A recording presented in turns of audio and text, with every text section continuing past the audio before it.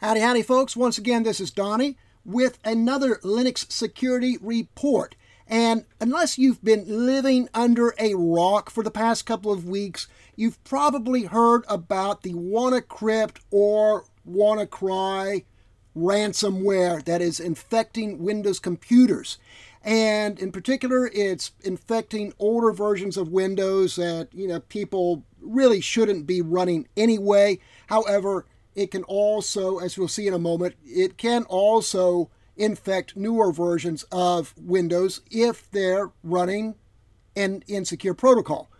So anyway, the question here is, can this infect Linux computers? Can the WannaCry or WannaCrypt, and I really don't know why there are two different names, for this, but that's the way it is. But can they infect Linux computers? Well, that question came up. I saw that in my Facebook feed this morning, so I will cover that here in just a moment.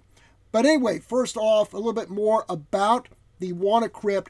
It infects Windows computers that are still running the SMB version 1 protocol. SMB stands for Server Message Block. It is the protocol which allows Windows computers to share their different folders out with other computers on the network.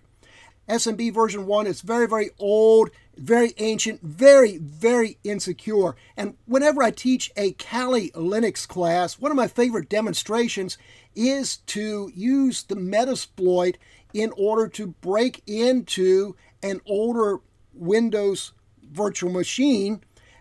It's incredibly easy. It just breaks in through that SMB version 1 protocol, and it only takes a few seconds to do it. And then once you're in there, you can do anything on that computer, right? So anyway, the gist of this article here, EdBot, is saying, hey, if you're running Windows 10, there's still a good chance that you have that SMB version 1 protocol enabled on it. And he just goes on here and gives some tips on how to disable it.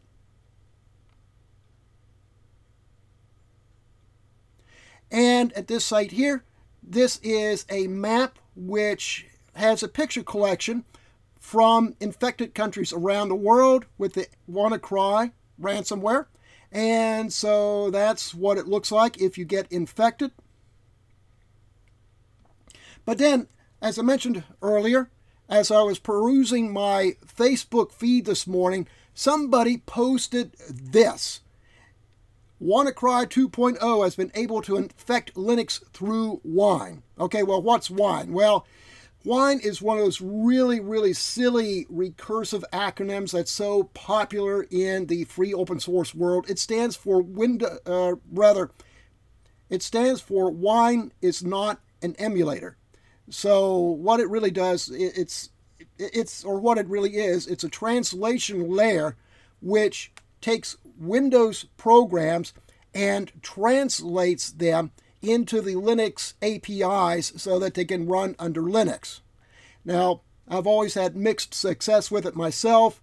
To me, I've gotten a couple of things to work on it, but overall I found it more of a pain than it's worth, so I don't really use it that much. But this guy here says that the WannaCry has been found to work on Wine and infect a Linux machine. So I said, well, that's pretty interesting. So it didn't really sound right that somebody would be able to take over a whole Linux computer through Wine. So I did some research. And I found this at the SUSE blog, no tears on WannaCry on Linux unless you use Wine. So the big question we're seeing in the Linux support department right now, do I need to worry about the WannaCry malware on my SUSE Linux Enterprise box? And the short answer, most likely not. This is not a Linux vulnerability. There is one exception though. If you use Wine and use it in an unusual way on Linux, you could be at risk. Okay, so if you use Wine in an unusual way, well, what constitutes an unusual way? Well, if you use Wine to open your mail, or to open Dropbox links, or to browse the web, you could get infected with the WannaCrypt virus, or the ransomware. Well, you shouldn't be doing those things with Wine anyways. Okay? And really, what's the point? I mean, Linux has its own native email clients, it has its own native Dropbox client, and it has its own native web browsers. Why would you do any of those things with Wine? It doesn't make any sense. So it's not going to hurt you unless you do those things, right? But if you do those things and you get infected, well, you know, the only thing that's really going to hurt you on a Linux machine is that you might have your home directory encrypted, and I can't even see it encrypting your entire home directory. I could see it just maybe encrypting just the directories that have to do with Wine, but I can't really see it hurting the whole home directory. But in case it does, just make sure you have good backups and just restore from backups. That's really pretty much it. And if you use Wine with root permissions or with sudo, hey, guess what? You're screwing up anyway. So that's a user problem, all right?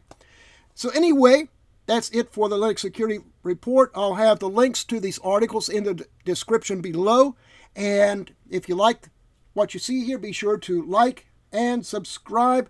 And also, in the description below, there'll be a link to my Amazon affiliate bookstore. So if you need some Linux books, be sure to check that out.